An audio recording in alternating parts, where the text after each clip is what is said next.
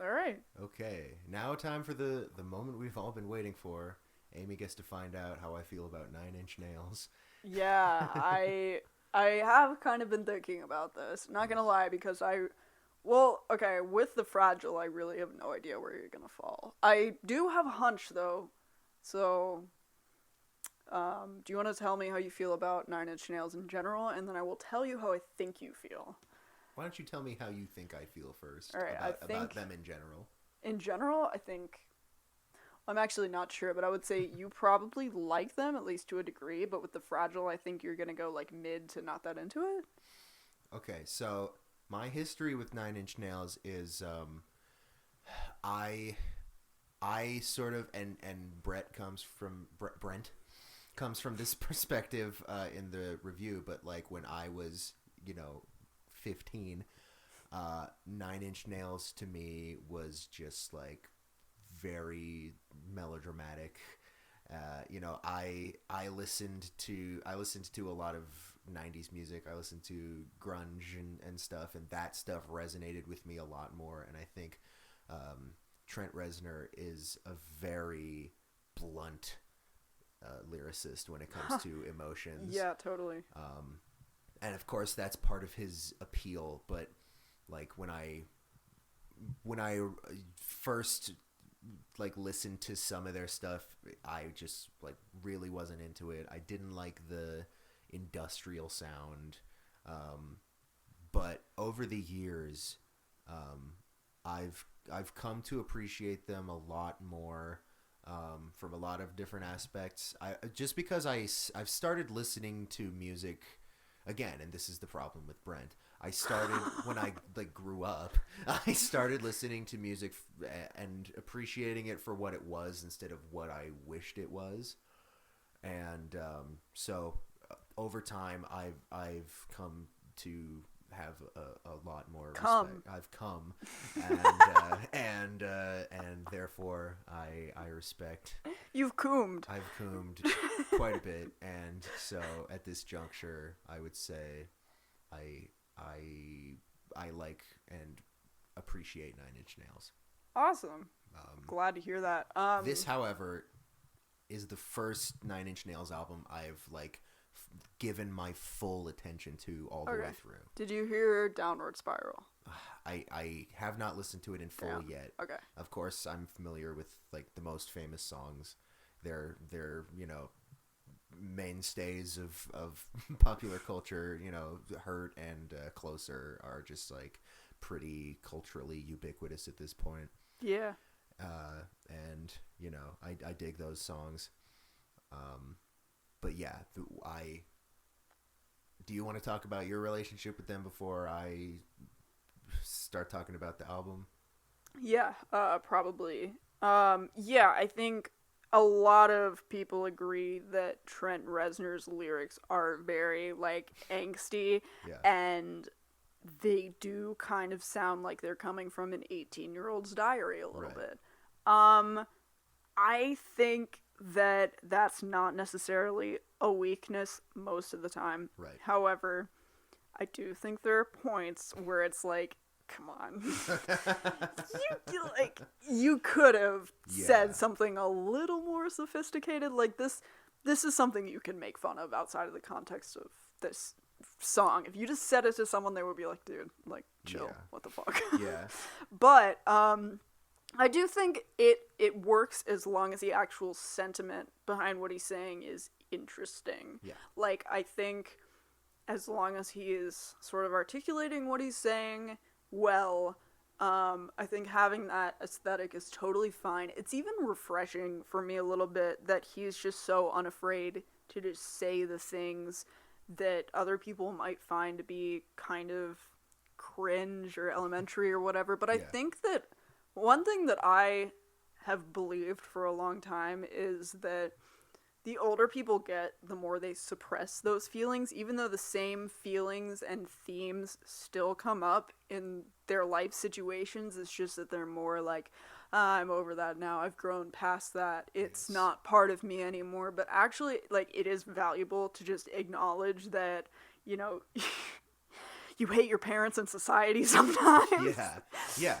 I mean, those feelings, I mean, for a lot of people, they don't go away, even if you don't think about them as often as you did when you were a kid with nothing else to think about. I think kids write them because they feel more novel to them. Yeah. But as you grow up, you experience the same things repeatedly, but it doesn't make it bad to write about them. No, especially because, like, that guarantees that, like, new generations will continue listening to Nine Inch Nails for as long as there is an Earth. Yeah. It's almost kind of like Weezer in that way. I hate to make that comparison, but I've talked too much about Weezer already today. Like, just... Can we wait till tomorrow?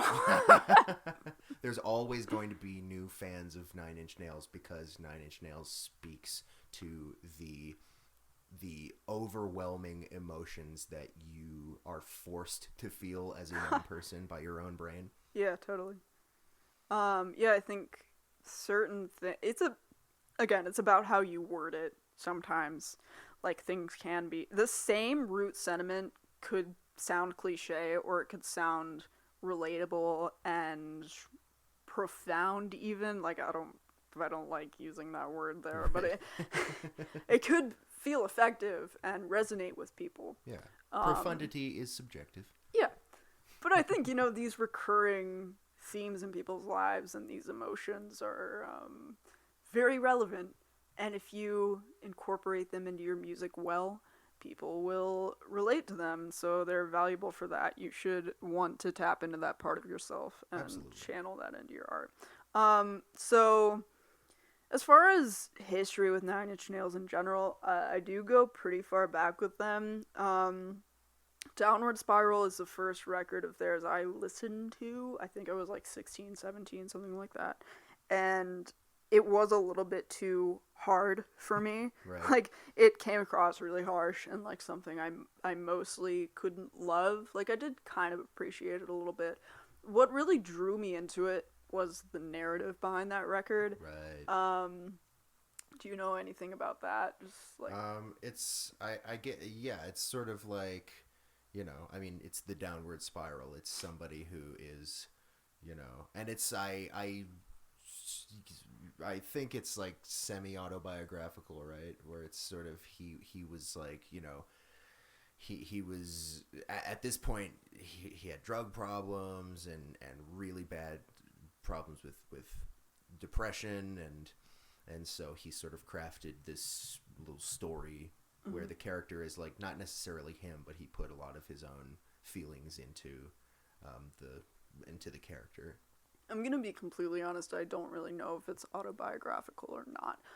But it is like, so to speak, a downward spiral. Right. I think it's pretty explicitly like trigger warning, suicide. Like, I think it's pretty specifically like a descent into that mind state where you feel like it's more and more prominent and it's more and more like taking you over. On this record, I feel like, I mean, again, it is very edgy, but even to call it edgy feels reductive because it's just like, it feels like this excruciating pain has just possessed him and taken him over, and you're getting these relentless blasts of textures that feel so sharp and painful, and it's like, it's overwhelming and extremely compelling. And I'll say that the Downward Spiral ranks so far above any other Nine Inch Nails album for me. Like, it's the only one that I think about, not in my life, but when I think about my favorite albums, it comes up. It resonates with me on a deeper level than some of their other stuff, which I can appreciate, but... It resonates with you. It resonates. I can appreciate it, but I do have my issues with all of the other records that I've heard by Nine Inch Nails. I don't like Pretty Hate Machine. Yeah, we've talked about this. We have? Yeah. Have you heard it?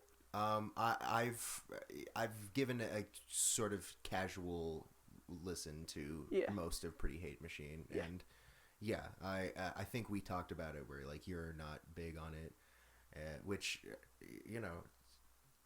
I don't know if it surprises me because it is a very it feels like the sound of Nine Inch Nails wasn't fully formed on Yeah. that album. Yeah, I mean it's influenced by 80s dance music kind of in a Right. way. Like synth pop, I guess I should say, like Sure. less so dance or whatever. Yeah. But But with like blasts of harsh noise sometimes. yeah, well, like not even necessarily harsh noise, at least from my experience. It's just like weird, abstract, like experimental kinds of textures. But it's one of those records where it's so frustrating because there will be multiple elements of a song that just feel like they clash, like so like obviously, and it's just like if he wanted to make a song where the concept is psychological torment, you should not have this instrumental there. Sure. Like it feels so slapped together and like not purposeful at all, and in certain songs it is genuinely so obvious how much the song isn't working that it's just it's hard for me to ignore. And like the first few songs are like okay, like you have God, what's the first song? Head Like a Hole. Head Like a Hole. And then like that song I like. yeah, it's pretty good. Yeah. And then like Down in It. Like those are fine, and then it gets worse and worse for me. It's just frustrating. I mean, maybe I was a little harsh towards it, but I do still feel at least indifferent, and it is frustrating for me. It has very much a like throw everything at the wall and see what works vibe for me. Sure. For a debut, that's not like crazy, you know. Yeah, I mean that's true. I just feel like it doesn't know what it's doing at all. Sure. But people I think love that's it. fair. People love it, so like fine, you know. Right, It's yeah. good for them. Yeah. Yeah, and then I've listened to honestly quite a few of the rest of their records. The Slip, Year Zero with Teeth, but it's been a while. Ghosts. What else is there? I don't know. That's all I. I know. There's But The Fragile, which is yeah, the album The we're supposed Fragile. to be talking about. yeah, all of those are like fine. Some songs I like. Don't come back to it. Whatever. Yeah. I will say, honestly, I revisited quite a few Nine Inch Nails albums before this podcast in preparation for it, and I just noticed something that I could not look past, and that is how annoying Trent Reznor's vocals can be to me. Yeah, they became more of a centerpiece in my listening experience. Like they felt more, and I don't know if it's just because I listen to music a little more holistically. Like I've gotten better at just taking every element for what it is and not looking past certain things and just accepting them and being like, yeah, whatever, that's just how his voice sounds, and actually thinking about like, is this effective? Right. And it feels like he's just stretching his voice in this way that is really forced in order to sound as sexually aroused as possible. Oh yeah, the sort of like the horny, angry Yeah. voice. Yeah, he does kind of do that a lot. Yeah. He is a very and I don't say this word in a bad way, but he is a very performative vocalist where Yeah. he is doing a lot of acting. Yeah. And I think it's because he is the kind of guy who really wants a specific sound out of certain things, including his voice, and I definitely relate to that. Yeah. But yeah, it definitely does create a situation where sometimes it's not going to jive with everyone. Yeah. Yeah. I think I have had like a lot of time to revisit their stuff because it's been like almost a whole year since our last episode. Yeah. So I'll say when I first started, it was really grating. I've started to accept it more now, but it's still there. Like it's still a problem that I have with it. And again, like on the wrong day, it's just gonna fucking piss me off. So yeah, I just wanted to say that. But as far as thoughts on Nine Inch Nails in general, I think I've pretty much covered what I wanted to say. Ooh, all right. Yeah. Okay. So the big question. How do you feel about the Fragile, Harrison? Well, let me tell you a story. A couple weeks ago, I went to Dallas, Texas, and as I got on the plane, I had nothing to do for a couple of hours except sit there, and I told myself, okay, I'm going to listen to this long ass album. Okay, before you continue, I fully thought you were doing like a Brent thing. Okay, well, it seems like the difference is like the Fragile is actually relevant. Yes, yeah. Like it actually relates to what I was doing. Yeah, go on. So I was like, okay, this album is 100 hours long, but I have to sit on this plane for 100 hours. So let's just dive in. So I put my little earbuds in.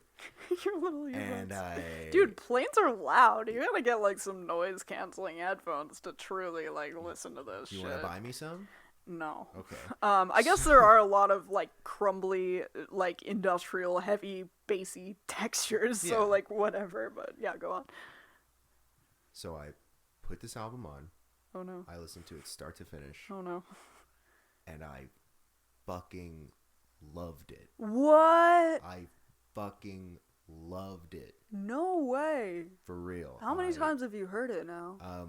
I listened to it like in full at least like one more time since then, because again, it's a long album, but I've gone back to tracks.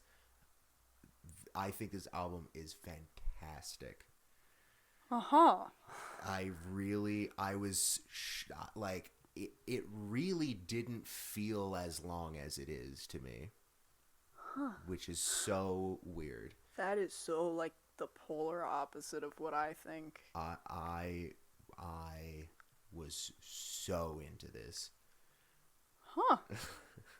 Wow. Let me just have a second to take this in. Yeah, go ahead.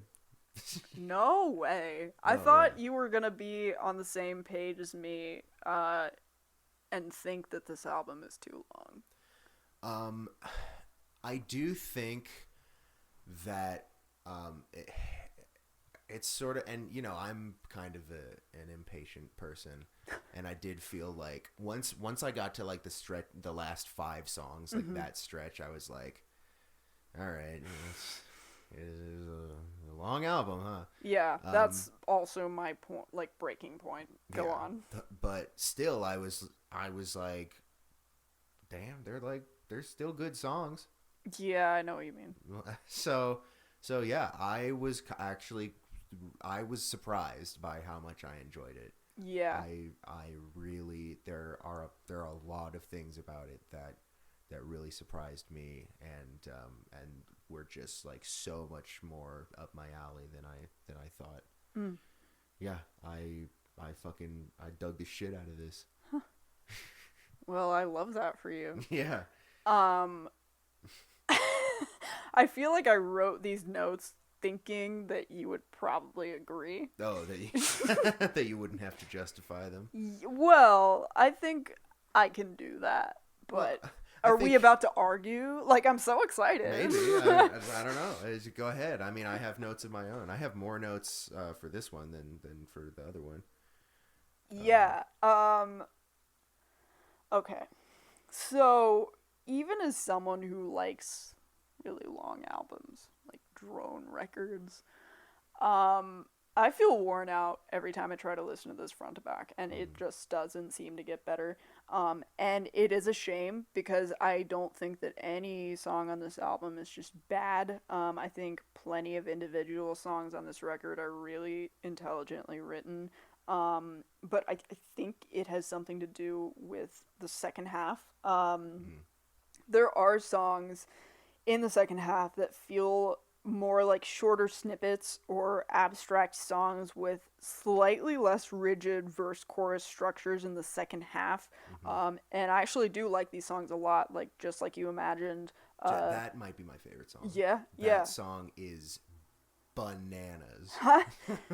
It is pretty sick. So that one, the mark has been made. L'amour, which is actually my favorite song. Yeah, I love that song. I wasn't expecting so many instrumental tracks. But, I like, I mean, they're just really interesting and catchy, and like, and also kind of forecast his venture into making movie soundtracks. Yeah, I know what you mean. Cinematic, you know. Yeah. I mean, I think that there's just a really stark contrast going on here with, again, the songs that are very clearly like verse chorus songs, Yeah. like The Wretched and what's another one? The Fragile, We're in This Together. Yeah. Songs like that feel very different from the other more loose and abstract cuts. Yeah. And I just kind of suspect that this record is directionally challenged, if you will. Like, it doesn't understand what it wants. It's trying to go in 2 or 3 directions at once. And I think that the songs just don't have enough to do with each other for it to not be a problem. Yeah, it's not like, you know, The Wall. It's not a piece. Yeah. It's not as it's I mean, obviously it's nowhere near as conceptual as like The Downward Spiral. Yeah. Yeah, it is a bit of you know, just like here's a bunch of songs again, you know, like the other album. And I guess I just, like, I hate to admit it, but I just kind of don't like when artists go in with that sort of lack of intention. Like, they're just like, we're just gonna do whatever. Like, it's fine, but I feel like it's harder for me to love albums like that. Well, especially if it's like fucking, what is it, 2 hours long? That's exactly what I was gonna say. I was gonna say, like, I like long albums that do have kind of a sense of direction and a more coherent either concept, narrative, like just whatever it is, you know. It feels like one song comes after the one that came before it for a clear reason, you know, stuff like that. I don't know. It doesn't come together for you? I mean, I feel like I want to be where you are, and I do go back and forth a little bit, but I just think, like, with each listen to this record, my opinion became more and more solidified that as much as I try to deny it, this is a problem for me. Sure. I think that there is something about the way that the tracks are sequenced in the second half that just seems a little unflattering and arbitrary. Sure. Like, it just doesn't flatter the individual songs and their individual strengths. It makes them feel more confusing, and I'm more focusing on how annoying that is than I am the strengths of those songs, like I said. And I think that the songs are so focused on doing their own thing really well, and you know, it's not like the songs are creating themselves. I don't know why I structured like what I'm saying like that, but like they're just not focused on anything but themselves. They're selfish. Yeah. I don't know. For me, I sort of like the songs individually enough where that doesn't bother me too much. I don't know. It's just kind of I'm really interested in everything that all of these songs has going on. That and of course, again, it is hard to be like, hey, I'm gonna set 2 hours aside and listen to fucking Fragile. You know, again, it took me a long time to actually listen to it because it's so daunting, and I get how if the structure of it and the way it flows as a listening experience is specifically a problem for you, that how you would feel that way about it, because it's a beast of a record. It's a big boy. It's a big boy. Yeah. I do prefer, again, the more spacious, kind of atmospheric songs on this record. I mean, it's just, I'm a cliche. I, like, am a parody of myself. Sure. I just can't help it, man. We know. But part of me thinks that, this is another thing that's only a problem for me on some days, I'll say, but it does feel like, to me, this record is a little overproduced, or like just really stiff and compressed sounding, and the riffs feel so chunky, and the drum programming is kind of stiff. Again, like, obviously it just puts this stiffness into the tracks that I don't really want to be there. And the sound is really grimy and filthy and textured, and I guess I'm not against that. I just don't know if it's my thing, and I wish that if it had that, it would just go a little rawer, or, you know, it would go a little, yeah, it would go a little more into the electronic programmed feeling, or just something, you know, it just, something isn't working for me there. Yeah, I think that this sort of reminds me of when we were talking about Radiohead. We said a similar thing about the production on OK Computer. And I feel the same way I did about that, which is that I feel like it's very purposeful and it doesn't really bother me. It's very, the production is super dry and super stark and very intimate. It kind of, when I listen to it, it kind of feels like being inside somebody's head. Wait, what album is this? The Fragile. Okay, yeah. Like everything, like the placement of everything, and like the panning and the way that things are mixed, it all sort of. And there's something that I think he's kind of a genius producer, honestly. There's something that he does like multiple times on this album where, and I have no idea how he achieves this, but there's something about the way that certain instruments are panned, EQ'd, and the volume of them, where they don't just sound quiet, they sound like far away. Yeah. I have no idea how he achieved that. Yeah. But it sounds really cool to me, and I think it adds a really interesting texture. Huh. Yeah. On Even Deeper, sorry, that's not the track. The Great Below, like with the strings. Yeah. Is that kind of what you mean? Yeah, but also like there's like acoustic guitars and stuff where the loudest instruments will sort of quiet down, and then you can hear these guitars and stuff, and they're like in this ear and this ear, and it sounds far away. Yeah. And that it kind of blew my mind. I was like, wow, that is quite a sound. Yeah. I can respect that, I suppose. But again, like, you did say, like, it reminds you of what I said about OK Computer, like that it's too sterile sounding or something. For the record, I've since listened to OK Computer, and I like it a little more now.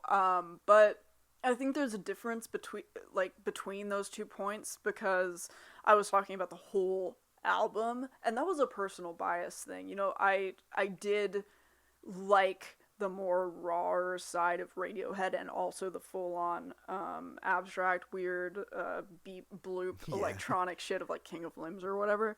But when both of those were trying, like, when it was really synthetic sounding, I was like, I don't know if this is my thing, but I still think it's a really strong record. But every one of those records had that identity, and the thing that they were trying to do was the thing they were trying to do.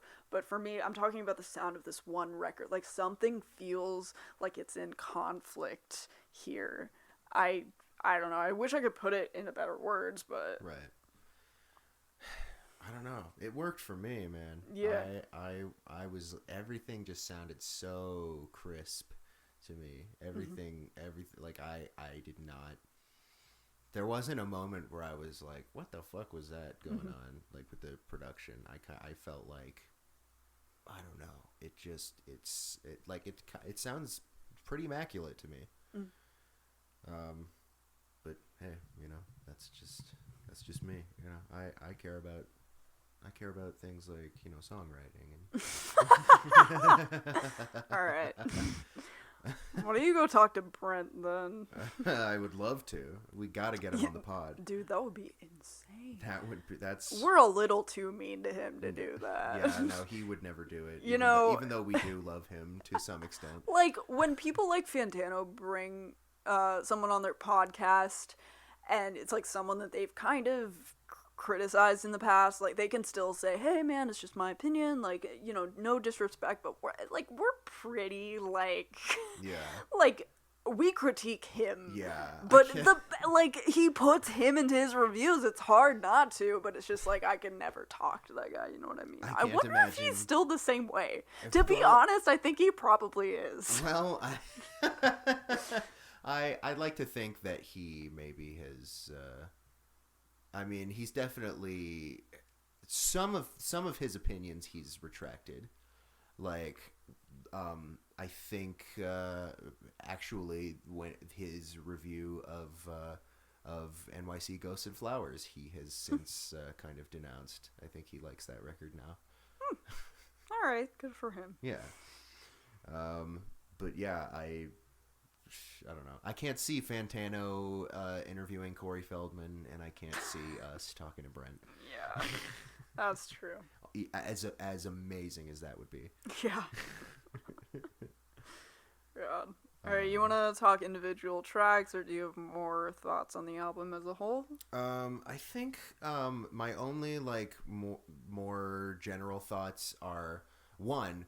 I got real shoegazy vibes from some of the songs. You know what I mean? It's just sure. a very no, you don't. It's just the way that the guitar. It was really just the guitar and how fucking fuzzy and overpowering it felt a lot of the time.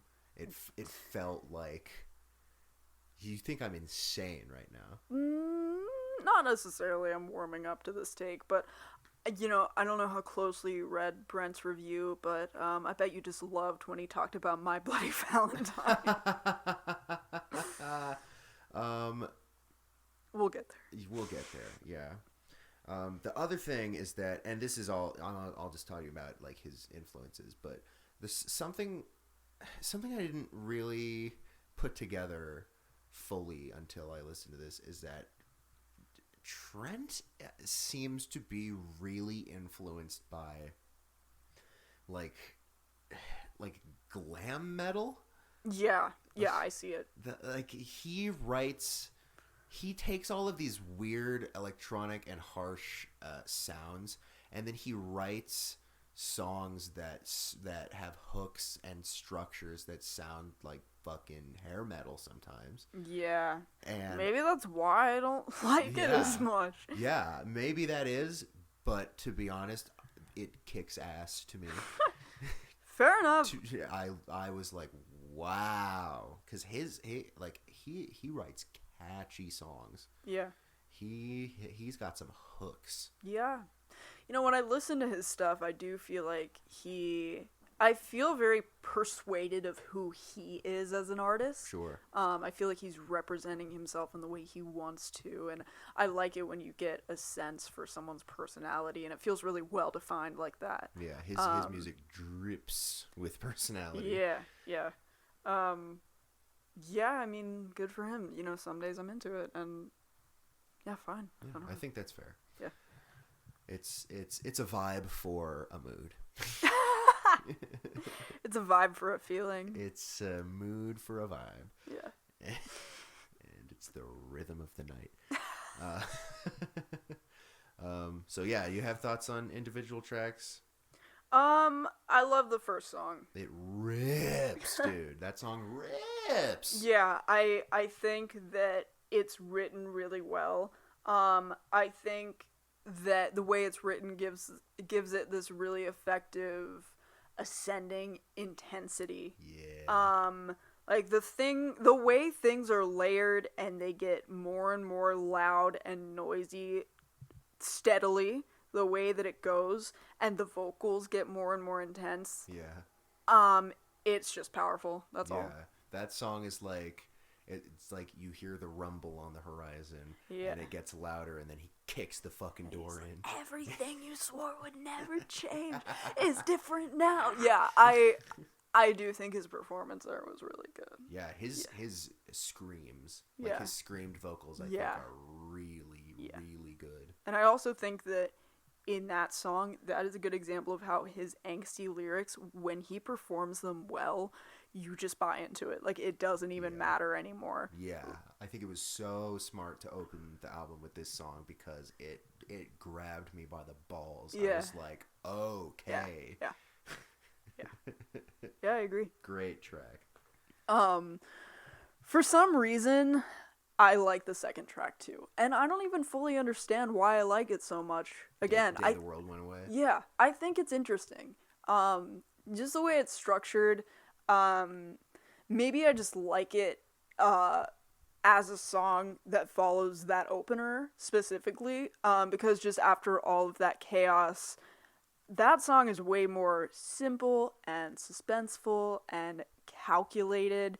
And that initial drone part has kind of a calm after the storm effect to a degree. And the vocals just follow this really simple and slow melody. And the tension never really feels released in a big or satisfying way. Like, even when those riffs come in, they do feel really robotic, but I kind of like that about it. It's like for the entire duration of that song, there's just this tension contained within it. And I think it's cool for that. Yeah, I like that I like the contrast, like the loud, quiet, loud kind of dynamics, and I like that, if I'm remembering the song correctly, there's only vocals on the quiet parts. And then the fucking guitars come in, and like, he's like, those... na, na, na, na. Yeah. Yeah, it's like, and it's like, there's a part, I think, I don't know, it's maybe the second time those guitars come in. But it sort of hesitates for a little longer than you're expecting, and then it's like a jump scare. It just comes in like, and I dig that shit. Like that song is I think that song's really cool. Totally. Captivating. You said there was one song you wanted to bring up? Was it Just Like You Imagined? Think so. Yeah, I mean, Just Like You Imagined. That's like later in the album, but that's like I don't know. It's in the first half. It's in the first half. It's maybe halfway through the first half or something. Yeah. But that song blew my fucking nuts off, man. That the sound palettes and the different timbres going on. That the like crazy like pianos. Yeah, I can hear that in my head right now. Yeah, that shit. It's like, it's so chaotic, but it feels so controlled. And I like going back to it. I was even surprised that there weren't, like, it's an instrumental track, because that song just like it sounds like a fucking apocalypse. Yeah. I can just hear the guitars in my head right now. The guitars, that ascending riff, and all those like weird like synths. That song is amazing. Yeah, it is really good. That song. And was that the only like track? Yeah, I mean, there were a couple. There's just like hooks. There's like great hooks on every song, and it's just like, I kind of have similar things to say about most of the songs with vocals, which is just that he keeps those hooks coming. Yeah. And I just fucking eat them up. It's like didn't turn out the way you wanted it, did it? Yeah. Now you know this is what it feels like. Yeah, man. Yeah. God. Yeah. I couldn't believe it. I was like, man, this fucking slaps track for track for track. Yeah. And there's like 30 songs. Yeah. And I was so into pretty much all of them. Yeah, that's awesome. One of my favorite tracks on this record is Great Below. Mm-hmm. Yeah. So I don't know how well you remember this song, but I don't know, just if you hum a few bars, I could fake it. I descend from grace in arms of undertow. Again. I will take my place in the great again. Like, that fucking rips, dude. That's a fucking hook, man. Yeah. So there's the atmosphere on this song is so sick. Like the fragment of that violin recording, I think it is. It's a stringed instrument, is like spread between channels, and it's used as like this tool to create atmosphere, which I think is really cool because I don't think you think of like a stringed instrument as doing that usually. Right. I mean, it can as like a backing sort of support to a song, but in that kind of context, like a spacious droney thing, I don't know. There's something about it that's it grabs your ear. Yeah. I do like the very low bass frequency at points. Like, it creates this depth to the song, which I think is perfect because the subject matter is like the sea as a metaphor for death, at least in the way I took it. Right. And it just very effectively creates the illusion that you're in something of great depth like that. Yeah. I think the moment where the strings just become louder and the arrangement starts to involve like higher notes, and a longer snippet is kind of used, like it's this ascent to climax or something like that. It just like somehow it just feels like I'm getting to the top of this mountain and I'm like seeing the light, and it's just this is such a like majestic, profound moment. That's sort of what I was like digging about the production, is that like he's going for themes like that, and but it all feels, I don't know how to quite put this, but it's like it's like the inside of your head can feel as big as the universe, you know. And it's like it gives me that sense where everything, it's like, I don't know, every little element in the production is almost like all these little intrusive thoughts just kind of and it just like, you know, chakras are fucking exploding. Yeah. The part that I like sang at the beginning of this, like it, like the thrust of power just coming straight from his gut, that ascent of power is just perfectly timed in that song.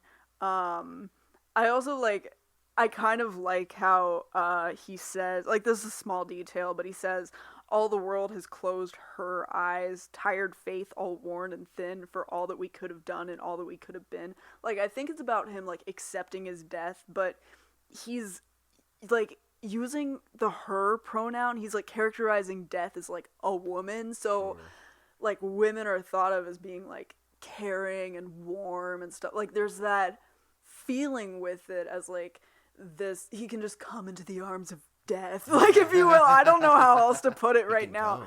Yeah, come. Like, I don't know. It's just like, it feels like sweet and inviting, and I just think that's so interesting because we think of death as being so cold and like, yeah, it's cool. Yeah, a warm embrace. That was cringe, but I just don't know how else to put it. No, I get what you mean. Yeah. And then I like how that song comes after what is my favorite song, and that's La Mer, because that, like, the title of that song means the sea in French. So, like, that song definitely has a sea thing going on. Just the idea of this, like, greater force that you can just get lost in. When I listen to this, like, it's okay. Do you know what a wraith is? Like, what that word means? It's a very weird word, wraith, but yeah, it's like either like the image of someone disappearing before you die, or it's like it's like a mythological creature covered in like rags that like represents death, or it's like some sort of wispy like image. It's weird. It's a pretty sick car also. Yeah, like there's no concrete definition there. It's like a very loose word. I really like it. And I've always pictured things like that when I listen to music, and I've just never known what that word is. And then I found it and I was like, thank fuck. Like, cause this makes it so much clearer to me, and this is going to be so useful. But terrific word. It really is. This song has always stuck out to me a lot. It makes me feel like I'm watching myself die from like the outside and just becoming this like wraith, like this wispy like entity or something like that. It's also really elegant and graceful in some way, and I love how there's like French spoken word in this song because like that is a romantic language, and again it's like there's this warmth in it that is so interesting and compelling. And I think just some of the lyrics are so beautiful. Like the translation to from the French is the following: "And when the day arrives, I'll become the sky, and I'll become the sea, and the sea will come to kiss me, for I'm going home. Nothing can stop me now."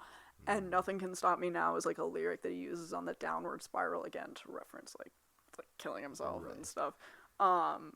But in this context, it feels so much more like accepting of it. So yeah, the song just feels like this easy passage into something greater. And it's Trent Reznor, so it does feel very suicidally tinged, but it just sounds like being soothed into it, and I love it for that. Yeah. And the pianos are just so enchanting, and like they just cycle in that way, and I don't know, man. Yeah, he God. He knows how to tickle them things. I'll tell you that. Yeah. There's some piano work on this album where I'm like, good Lord, he snapped. Yeah, it's so simple, but it is so eerie. Yeah, it's so good. That is pretty much all I've got in terms of specific songs, at least from a sonic perspective. I will say the lyrics to Even Deeper are kind of interesting to me. They bring up something that I have thought about before, and that is the way that your disturbed thoughts and behaviors can just feel so deeply rooted and established inside of you, and kind of like your cluster of issues can all just seem to reinforce each other and make them grow, and sometimes it feels like you've passed this imaginary like point of no return, which doesn't exist, by the way. Right. But it's just like it reminds me of how that feels, I guess. And I don't know, like, I used to just feel like I was fucking, like, mentally diseased, and, like, that disease had just grown and spread rapidly throughout me, and there was, like, it was multiplying too fast for me to control it, and it just felt like it was over, and, yeah, I don't know. Yeah, I mean, you know, like, being able to sort of capture that feeling is... It's something that you go to a band like Nine Inch Nails for. Yeah. Did you know that Nine Inch Nails is just one guy? All right. I mean, Trent's the only, like, it's basically his project. Yeah. But it's, I mean, a bunch of other people have definitely worked with him. Right, yeah, no. But he is, like, the guy that's making he's got the mind of a mastermind. Yeah.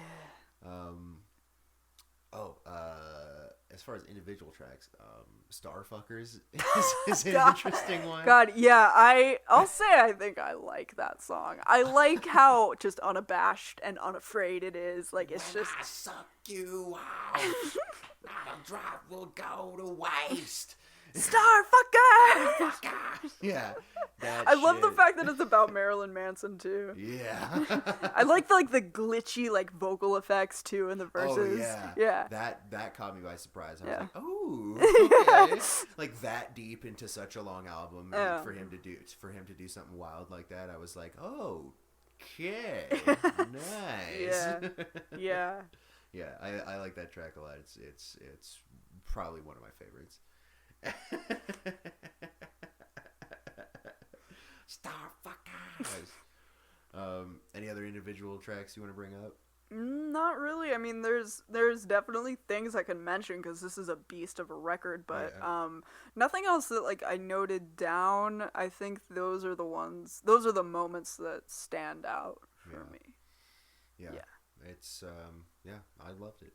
I really loved it. I'm glad I listened to it. Yeah. And I think that this is definitely going to open the door for me to, explore their oeuvre. I even cannot further. wait until you hear the downward spiral. Well, when we do the next episode next year, I'll let you know briefly how I felt about it. Sick. Right.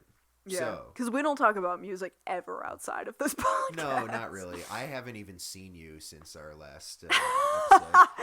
How are you doing, by the way? For context, we see each other like every day, basically. Yeah. So, okay. Shall we get into the review? Yeah, I think I'm done, ready to go. Yeah. So this is another one of Brent's most notorious reviews. Yes. A lot of times people will use this review as an example of why you shouldn't listen to Pitchfork.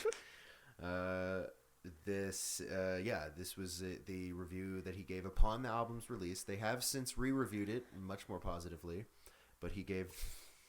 They got backlash, and they were like, "Oh shit, we like it too." Oh no, it's good. Actually, it was really influential. But yeah, he gave say a 2.0 on this record, and the review is so fucking long. It's about as long as the Kid A review. The Saint Anger review was so long. That was like Dostoevsky. That was a fucking I think he thought he was doing that. Yeah. He definitely referenced some Russian writers. But yeah, this, just for context, in case you don't know what's going on, this is kind of structured like a diary entry or something, or like different diary entries throughout a it's night. Experimental because he goes he what am I trying to say? He teleports to different times, and he's he tells the story of his listening to this album in that way. I'm sure he thought this was the most clever thing. It's like Naked Lunch. Yeah. It's exactly like Naked Lunch. All right, let's get into it. 1 a.m. I've gathered my supplies, and I'm going to sit this one straight through. Okay, I'm sorry. What are his supplies? He poured himself a bowl of Captain Crunch. He put on his comfiest socks.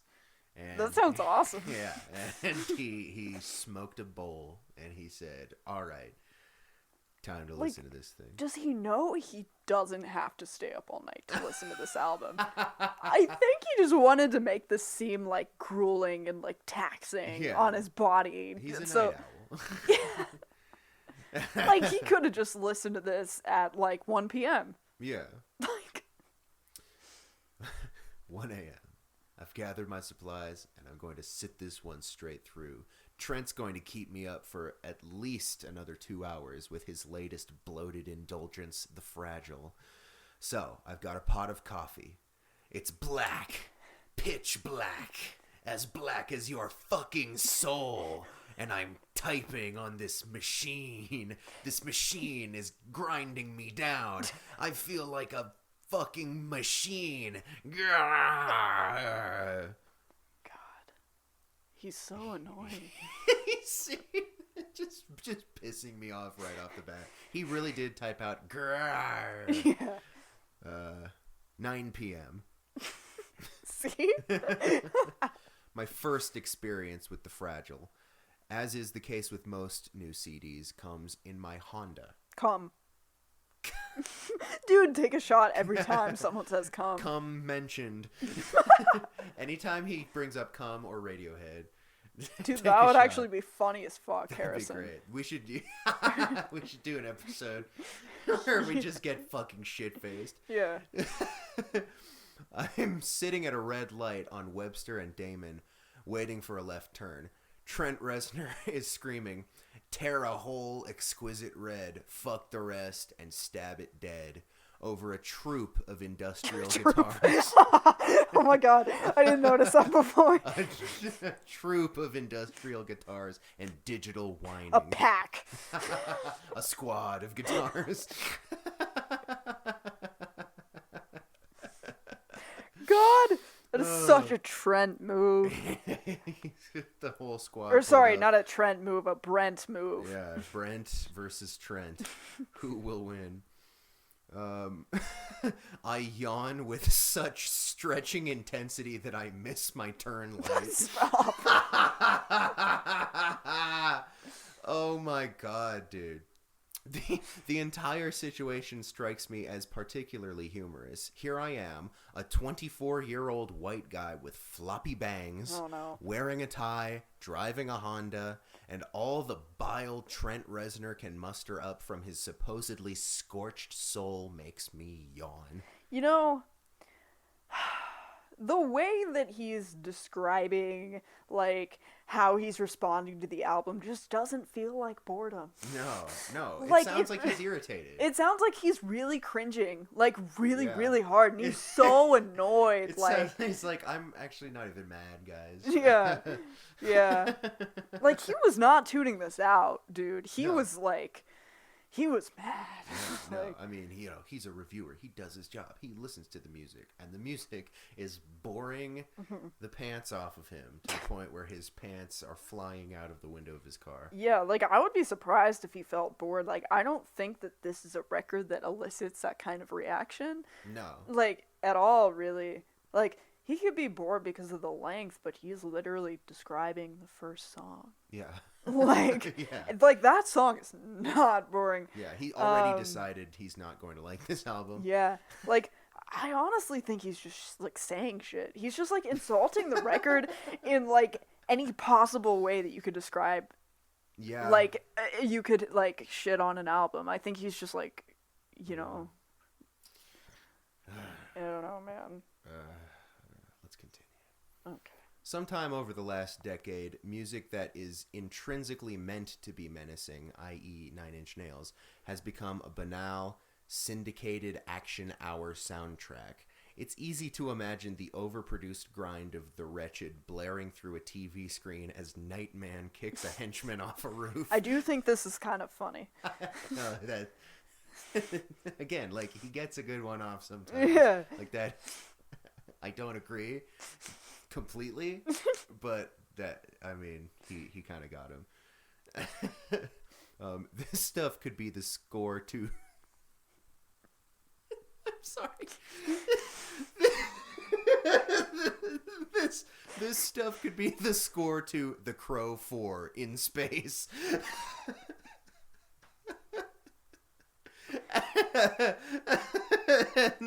and this time around, Trent has unanimously failed to shock anyone above the age of 15 and under the age of 54. I mean, have you listened to old Judas Priest lately? Now, this is not to say music must be confrontational, although the best of it typically is.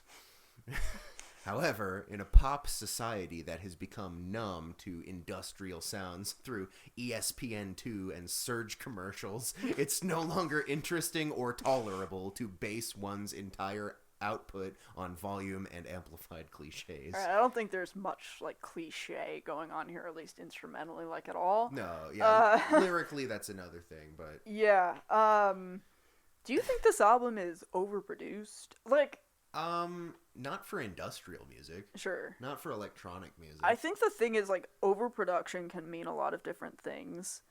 And I think that's a whole conversation, like, in and of itself. I guess, like, heavily edited is what I think of it as being. Sure. Like, electronically speaking. Yeah, but I think it's supposed to sound like that. Yeah. I guess so, but... Yeah. I mean, I don't know. I don't know. Do you think the best of music must be confrontational? Not necessarily. Yeah. I mean, maybe. Like, that's an interesting take. I mean, the best of music has to be, like, bold and unafraid. Like, it's just coming at you. It knows what it wants. It's just coming. I don't know. Is Tree Fingers confrontational?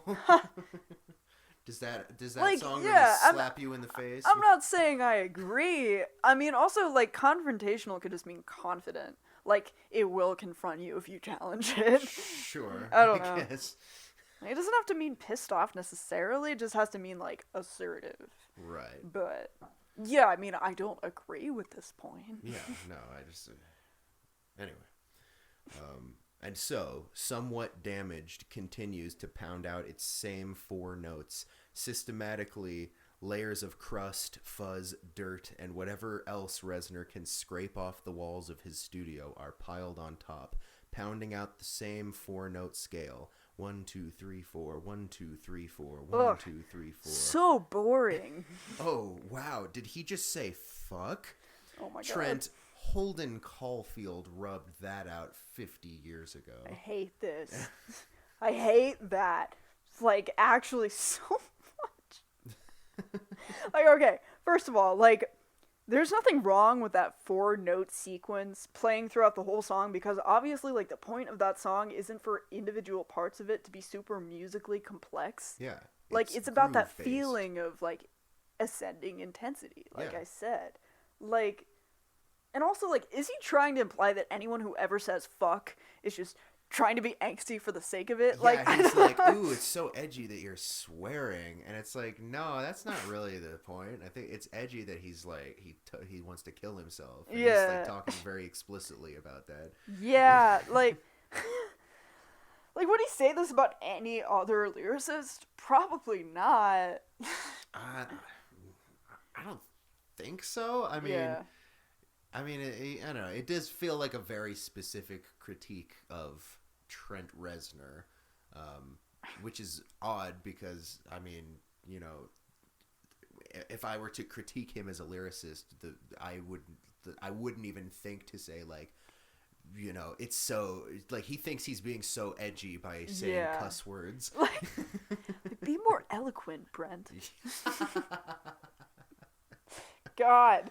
Like, how are you trying to make someone seem cringe just for that? Like, that is crazy to me. Yeah. Like, dude, I say fuck every other word. Like, yeah. what? It's you know, it's just something.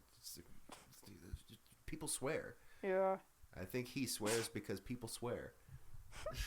Yeah. Not because he's like, oh, don't play this around your mom. I'm gonna say the fuck word. I mean, to be fair, my mom would hate this. Well, fuck her. I'm kidding. I'm kidding. I love you, Mom. no comment. All right. So this next part is maybe the most egregious part of the whole review. This is him describing a conversation that he supposedly had with Pitchfork editor-in-chief Ryan Schreiber. The review is experimental. Yeah, he's really taking it to new dimensions. 8 p.m. Hello, asks Ryan. Okay, I'm going to read you something, I say. Oh, hey, dude. Sure. Sorry. She shines in a world full of ugliness. She matters when everything is meaningless. Oh, man. Sometimes I have everything, yet I wish I felt something. Are these lyrics? Underneath it all, we feel so small, the heavens fall, but still we crawl. Haha, what is this? Pleading and needing and bleeding and breeding and feeding, exceeding. That is kind of like stupid. Rhymey. Now everything is clear. I can erase the fear. I can disappear. No, it says Desapper. Oh, it does. It says December. Come on, dude. If I were being directly quoted in one of my employees' reviews, I would want to at least look and make sure that things were... Do you think this is actually even how the conversation went? I'm betting it's not. I don't even think this conversation happened. Yeah, I mean... Man, what is this? Is this some emo album? I am every fucking thing and just a little more. And when I suck you off, not a drop will go to waste. It's really not so bad, you know, once you get past the taste. Yeah, star fuckers. No. Oh no. No! It's 9 Inch Nails! Oh my god, dude. I know. That's totally what he sounded like. Yeah, no, I know that he probably meant that to be read as more of like a disappointed thing, but I like the idea that it's just like a terrifying realization crept over him, and he was like, no. The horrible truth. No. No. No.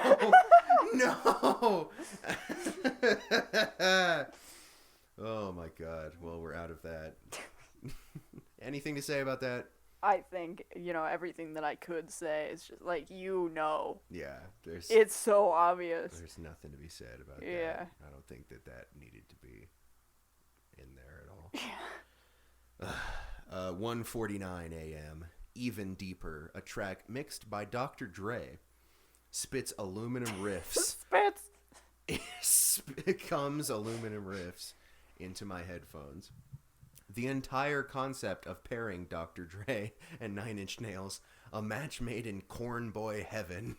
Made M-A-I-D. M-A-I-D. Like a housemaid.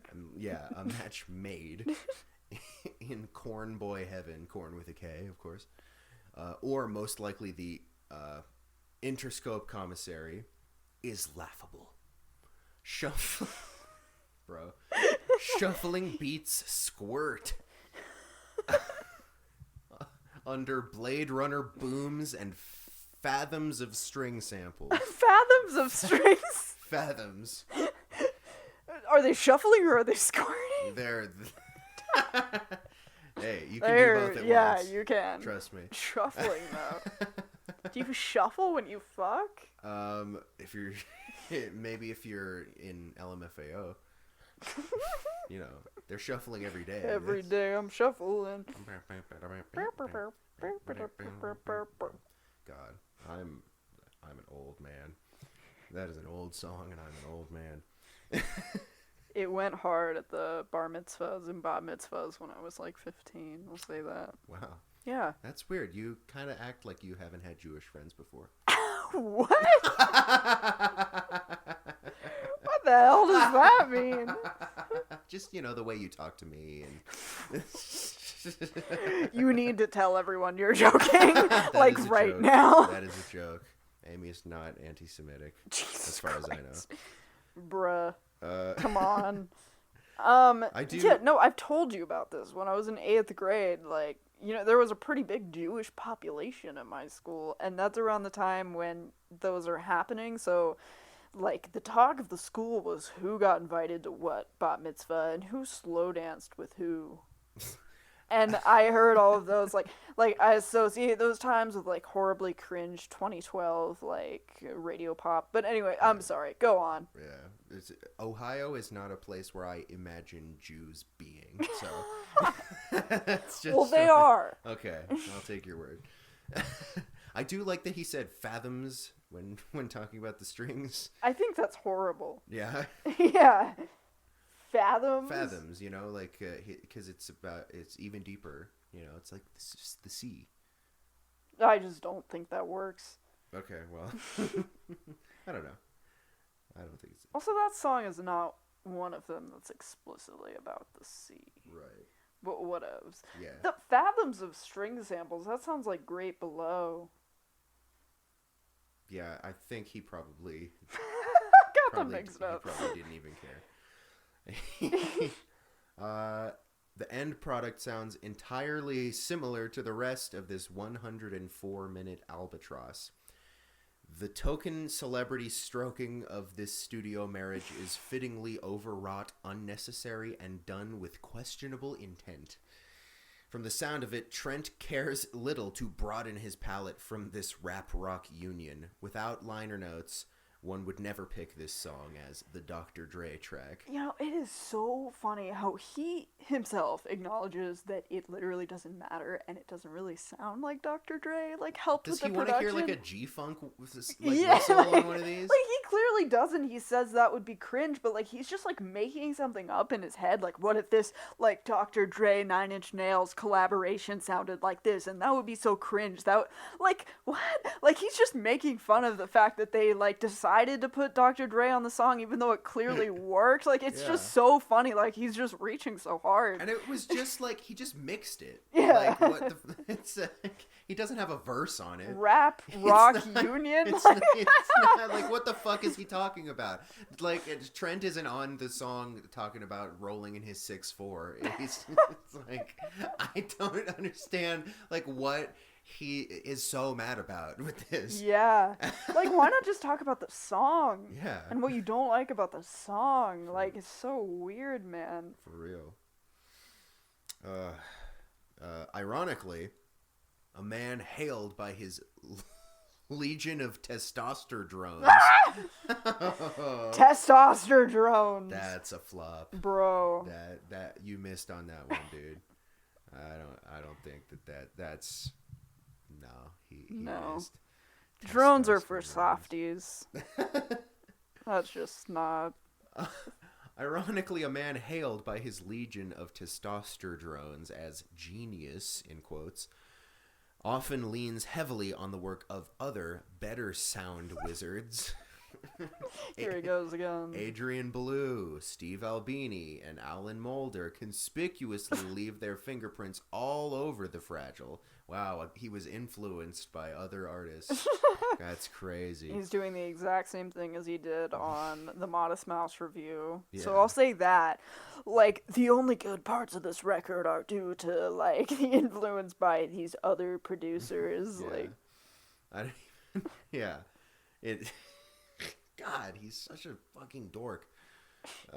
In other words, whenever something sounds cool, it's most likely coming from one of these other men who have worked on such mind-blowing classics like Talking Heads' Remain in Light, Slint's Spiderland, and My Bloody Valentine's Loveless, respectively. The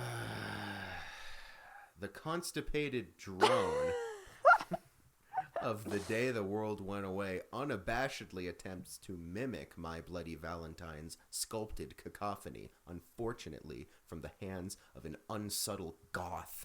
The result is strained fuzz. Do you agree with that? no. Yeah.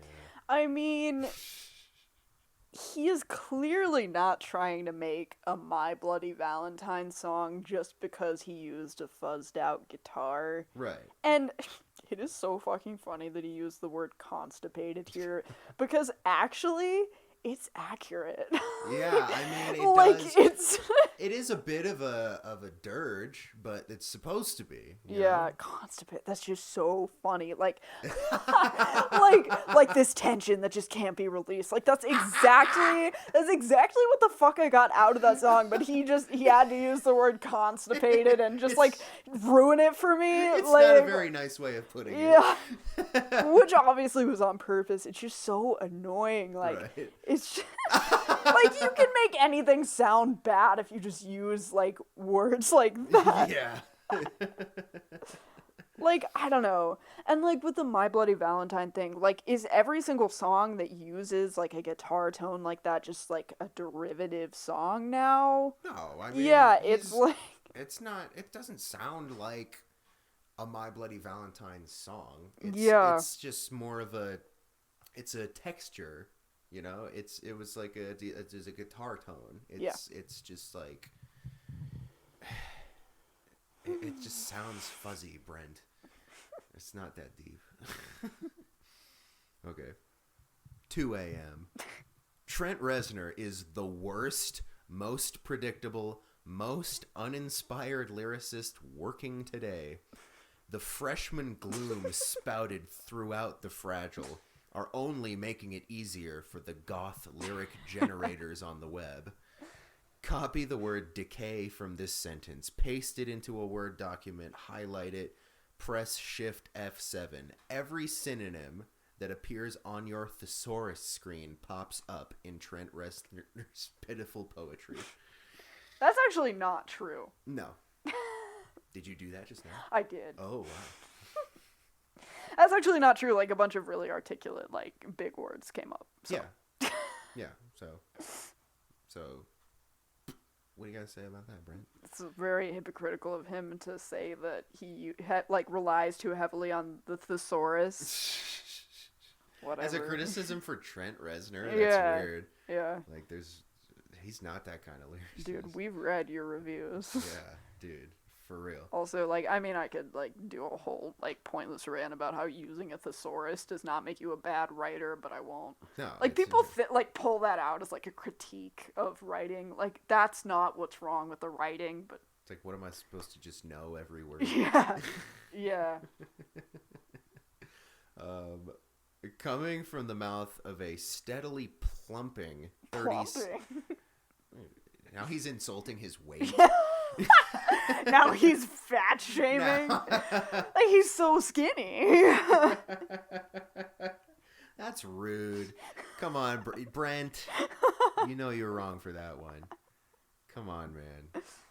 Coming from the mouth of a steadily plumping 30-something recluse who, incidentally, is bearing striking resemblance to Phil Hartman's SNL Frankenstein character these days, it's just sad. Does he collect candelabras and Spawn comics? I guarantee it. Jesus Christ. Again, he's just like making someone up and getting mad at them. Yeah. Trent Reznor's just a guy. Yeah. He's trying to imagine like the most annoying nerd ever. Yeah. I also, like, this was a little while ago, but I love how he said freshman gloom as though there's like an inferior and superior sadness. Like, like there's sadness for wimps, and then there's sadness for real men. There's sadness for 14-year-olds, and then there's sadness for 24-year-olds. Yeah. Okay, I have grown-up sadness, so I don't need your music, Trent Reznor. Sorry. Sorry about it. In the 5 years it's taken to complete The Fragile, Trent seemingly watched Dark City at least 40 times. It's insulting to hear Trent and his PR firm talk up the radical departure and pop flourishes on this record because the record sounds 100% similar to Broken and The Downward Spiral, or more accurately, it's like combining Broken and The Downward Spiral. Clever. Was there anything wrong with that? If like, you hate 9 Inch Nails, yeah, right. It's like, I always hear people say, like, you know, this record is kind of like a combination of these two records, and for that, I love it. Yeah, I mean, like, sure, I've never heard of anyone like use this as like a jab against an artist. Like, they're not doing something completely unique and like totally reinventing their sound like that. Like, that's just not a bad thing. I'm sure that he would say the same thing with Rapture's praise about like "Hail to the Thief." Yeah. You know? Yep. You know? So, yeah. Let's see. 2:45 a.m. The gentle piano plunking of Le Maire lulls me to sleep momentarily on its second time around. It's not the gentle ambience of it, though, since this loud sludge could knock out a speed addict. The Fragile is the most taxing record I've ever had to work through in my 5 years of reviewing CDs. CDs. Nuts, Brent. I mean, even the Beatles failed. Even the Beatles failed to make a double album without throwing in some filler. Why does Trent Reznor thinking he can succeed? I love that. Why does Trent Reznor thinking he can succeed? Why does Trent Reznor thinking he can? Yeah, it's so funny that like he thought that was like a major diss, but like that is like the most grammatically horrible sentence. I'm actually glad Billy Corgan used up the infinite sadness. Trent Reznor would jump all over a title like that. That's kind of funny. That is funny. It's difficult to decide where to even begin trimming the Fragile. It's so stunningly monotonous. Any bit of it could be lost without notice. I mean, when the instrumental interludes carry an album, it's a blaring neon sign flashing, "Stay away." I pity the kids of the style over substance generation, and yes, it will only be kids who enjoy this album. Fuck. Kids, high school isn't as bad as it seems. You'll grow out of this phase. Save yourself or your parents the $25. The Fragile's length begins to make sense in this context. 104 minutes is the perfect duration for those post-dinner pre-X-Files periods of nobody understands me bedroom isolation sit-ins. Oh my god, he's doing the thing that people do where they talk about an entire generation of kids as a way of attacking an album. Without, like, elaborating on what he means. What he's doing is he's going like, yeah, by the way, I'm cooler and smarter. And older than you. No. He's like, I'm cooler and smarter than a child. Yeah. How awesome is that? Yeah. Me, I'm a big boy. Yeah, like, he's like, you guys don't have as much life experience as me. So cringe. Like, trust me, kids. You'll grow out of it. Yeah. You're big adult like I am. Yeah. You'll think that this sucks. Your struggles are less legitimate than mine. I have seen your gloom. I see your gloom and I raise you Radiohead. Yeah. Sophisticated sad boy music. 3 a.m. Before getting back into the Fragile, I perused the liner notes and the artwork. David Carson of Ray Gun fame laid out the artwork for the Fragile, and what a fitting look! Carson, whose design work broke new ground for typography, lost touch years ago. I love that he's just like, now he's dissing this guy that I've never heard of. Yeah. This typography dude fell off. Dude, it's like, God, he's insulting the designer of the record. He's just looking for stuff to complain about. Like, I don't, sometimes when people say that, I think that that's just them being like, well, I like it and you just don't like it because you don't want to like it and you're looking for stuff to complain about. But, like, he really is, like, he's complaining about the cover art. Yeah. Holy shit. Oh my god. He's talking about how the guy who did the typography for the album cover is washed up. Like, what the fuck are you talking about? What do you mean? There's 104 minutes of music on this album and you're talking about the typography? Is there even any text on the actual cover? I think just like really? just like the album title, right? And the band name. Really? Hang on. I'm just starting to doubt this. Did I Mandela affect myself? It's possible. Give us a second while we Google. You are kind of correct. There's like a... No, there's not. It's like, okay, it's literally like a tiny fragment of the already established Nine Inch Nails logo. Oh, okay. So he was talking about, like, literally, like, the text on, like, the back cover of the CD and, like, the inserts. Well, maybe the guy did the whole like the entire, like, art for the cover. But he's talking specifically about his reputation as a typographer. Which is like, why do you know that? This font is old news, bro. Why do you know this about him? The originator of the 1990s. Yeah, why did he look this up? I don't know. Especially, I mean, with 1999 internet, dude, I know that shit took you 30 minutes to look up. Yeah.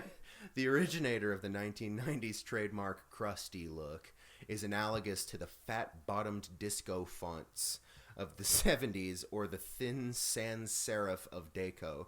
But guess what? It's almost 2000 and the world needs a new look and a new sound. So he literally is complaining about the typography.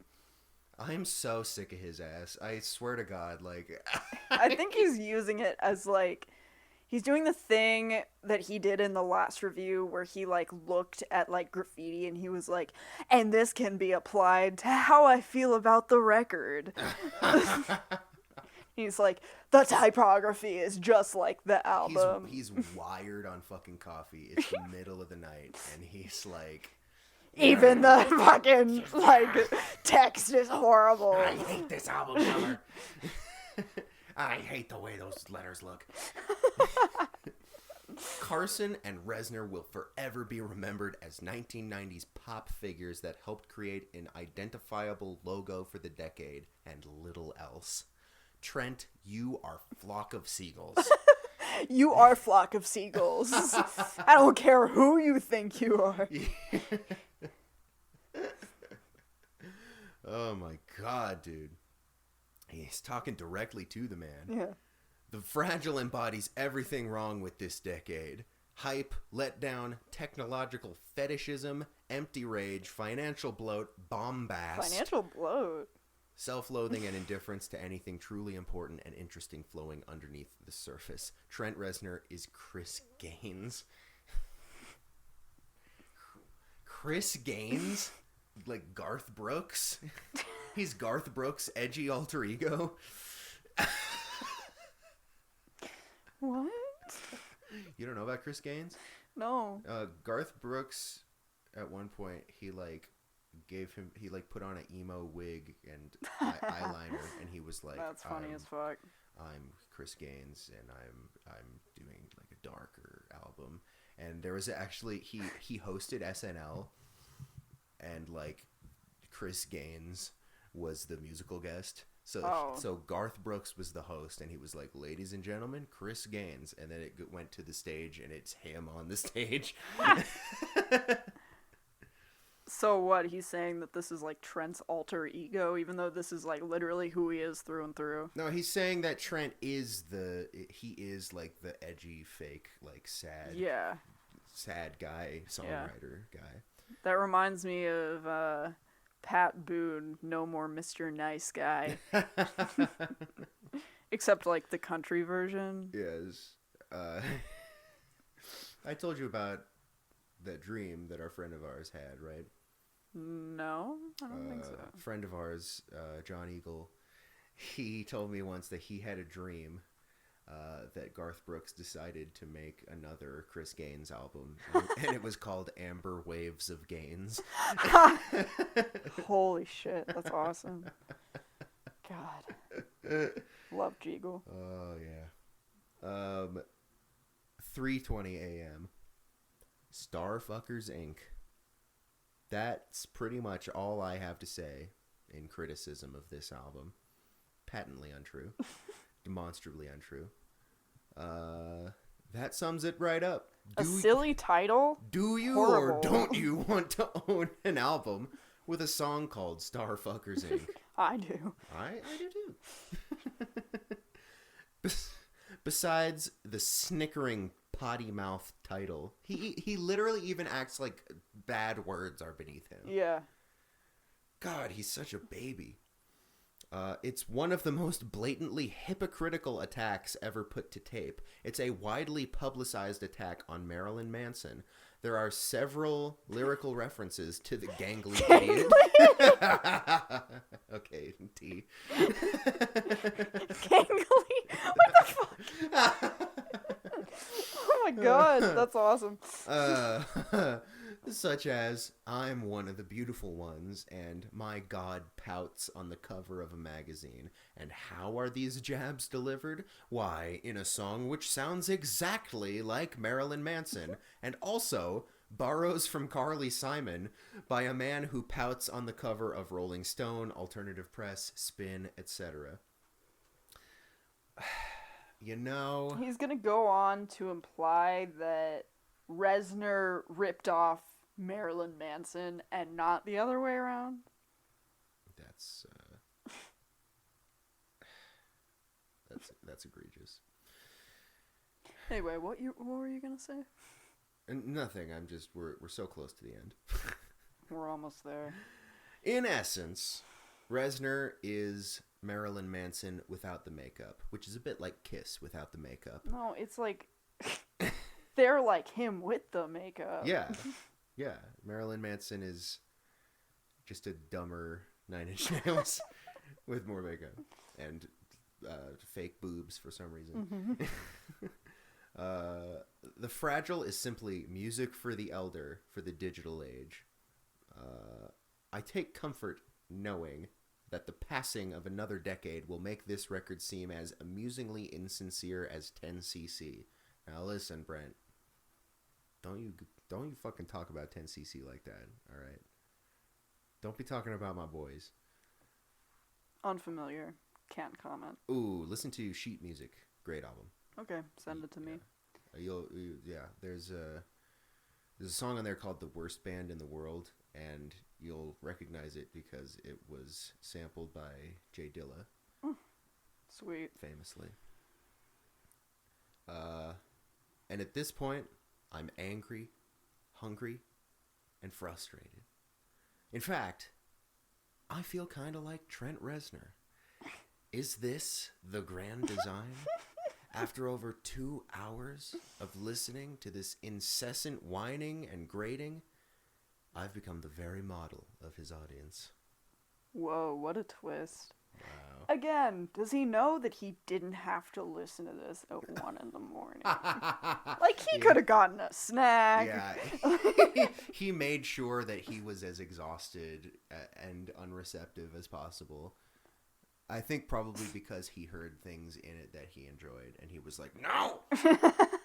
Yeah, I I believe you. I totally think that's what happened, actually. He purposely tortured himself so that he could, with integrity, say that he didn't enjoy listening to this album. Yeah. Oh, man. Well, that's The Fragile right there. It's very ironic that he said, with another decade, this will be forgotten, because, like, people love it more now. Yeah. And people are, like, pissed at this loves review that they had to, like, redo it. Yeah, I think they gave it an 8.4 when Nice. they re-reviewed it. 8.4, Brent. Yeah. Come on. And that, I think, is pretty close to what I would give the album if I had to score things in the stupid pitchfork way. Mm-hmm. I think I might go like 6 to 6.5, unfortunately. But I do think it's a really interesting album and, you know, worth giving time. It's not like I think it's just, I don't know, just irrelevant or like just something stupid. Like, I have cared enough to come back to it and think about it, and I think there are amazing tracks on it. It's just as a whole experience, it doesn't come together for me like that. Sure. Yeah, I understand. I think that's reasonable. For me though, it's a banger. Yeah, fair enough. I like that. I like that opinion because it's not what I expect. Well, I'm full of surprises. You're full of surprises. I will surprise the heck out of you sometimes. Alright, so, Alright, what do we think out of 10 for this review? I think it's a poor review. I think that it is, I think it's just very, I feel like this review kind of embodies every criticism that he has of Nine Inch Nails music. It's very juvenile and it's very, it's like overly angsty, but it also, again, he sort of acts like he's above it all, even though he is just as fucking juvenile. So there's a hypocrisy. I like that. It's like he is actually how he imagines Trent to be. Yeah. Like, I can't say that for sure because I think he's probably suppressing those emotions. Yeah, no, he's definitely projecting a lot in this fucking review, and therefore I'm gonna have to give it like I'll give it a 2.9. Okay.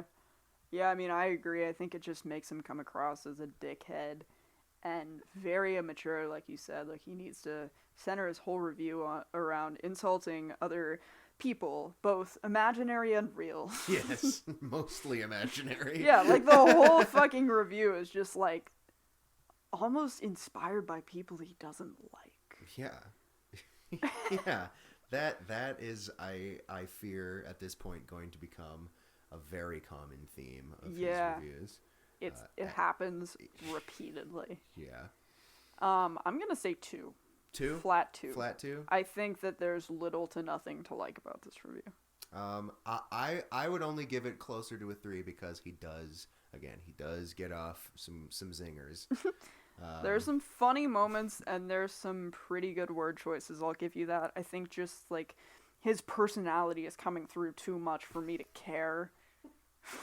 Can you not be yourself so much, Brent? Like, yeah.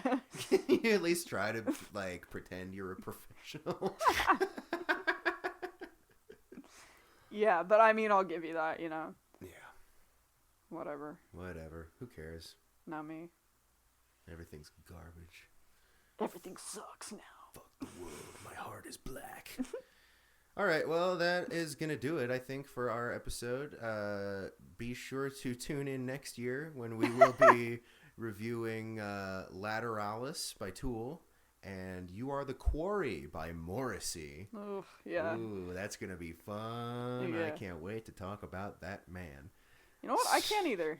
Yeah? Yeah. Yeah. I think it's going to be fun. Be sure to find out as much as you can about him before we talk about it. I will. I know a little. God knows there's a lot out there. Yeah, thank you so much for listening. Sorry for the wait, if you've been waiting. And sorry for how this sounds, because the episode probably sounds like dog shit, but I'm going to do my best in post. Yeah, like the audio is getting worse. Yes. I think next episode we're just going to record on our phones. And then we're going to make sure there's tons of background noise. Yes, I'll be in my car. Harrison will vacuum while I read. and then I'll make a smoothie while he talks. Yeah, be doing the dishes and breaking dishes. Yeah. Yeah. I'll be getting my cat spayed and Our cat will be like pawing at the mic. Yeah. We bought a cat just for the podcast. Well, I might have a cat by then because it's just going to be so far in the future. Yeah. I might have children by then. Who knows? No, you won't. No, come on. That won't happen in any lifetime. No. Okay, bye. Bye.